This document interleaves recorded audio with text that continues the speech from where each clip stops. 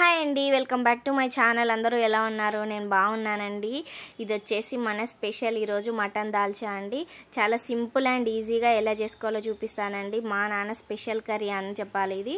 ఇక్కడ నేను తీసుకున్న మటన్ అయితే ఫ్లెష్ కంటే ఎక్కువ బోన్స్ తీసుకున్నానండి. ఈ బోన్స్ కూడా కొంచెం ఇలా ఓపెన్ అయ్యేలాగా చిన్న చిన్న పీసెస్గా తీసుకున్నాం అనుకుంటే మనకి చాలా బాగా జ్యూసీ అంతా కర్రీలోకి దిగి టేస్ట్ చాలా బాగుంటుందండి.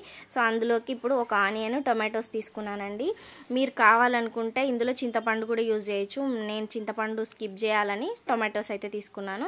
ఇంకా ఇక్కడైతే కర్రీకి సరిపడా ఆయిల్ తీసుకొని అందులో హోల్ గరం మసాలా వేసుకొని పూర్తిగా మంచి స్మెల్ వచ్చే వరకు ఫ్రై చేసుకోవాలి. తర్వాత ఆనియన్, పచ్చిమిర్చి ఒక నిమిషం పాటు అన్నీ కలిపి వేయించుకున్న తర్వాత అల్లం వెల్లుల్లి పేస్ట్, పసుపు వేసుకొని ఒక 2 నిమిషాలు అయితే ఫ్రై చేసేసుకోవాలండి, పచ్చివాసన అంతా పోయేంత వరకు.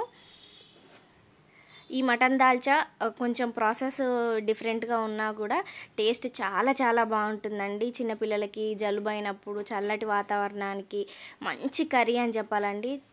అన్నానికైతే పర్ఫెక్ట్గా ఉంటుంది. ఎప్పుడు ఫంక్షన్లలో లేదంటే పెళ్ళిళ్ళల్లోనే తిన్నాము, ఎప్పుడు ట్రై చేయలేదు అనుకున్న వాళ్ళైతే తప్పకుండా ట్రై చేయండి. అందరికీ నచ్చుతుంది ఈ కర్రీ, చాలా చాలా బాగుంటుంది.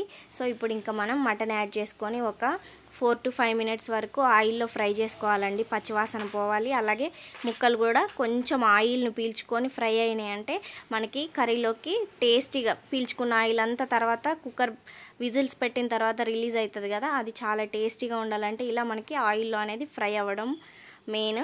ఇప్పుడు ఇందులోకి నేను కొన్ని చిన్నుల్లిపాయలు కూడా వేసుకుంటున్నానండి. ఇవి పప్పుతో పాటు మటన్ ఫ్లేవర్తో ఉడుకుతాయి కదా, చాలా టేస్టీగా ఉంటాయి. ఒకసారి ఇవి కూడా ఆయిల్ అంతా కలిసేలాగా మిక్స్ చేసుకోవాలండి.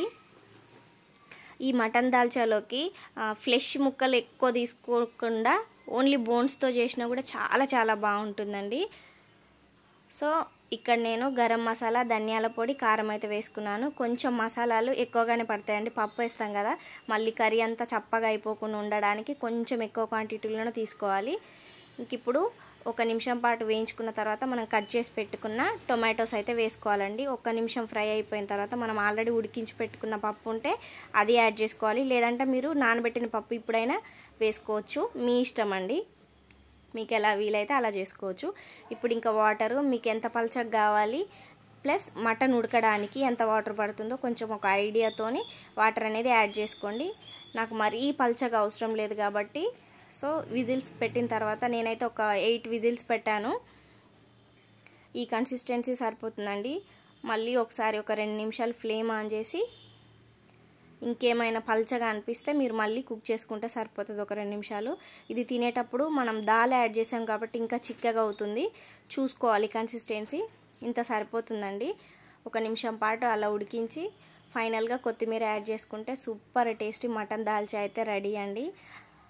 మీరు చపాతీలో కూడా తినొచ్చు, చాలా చాలా బాగుంటుంది.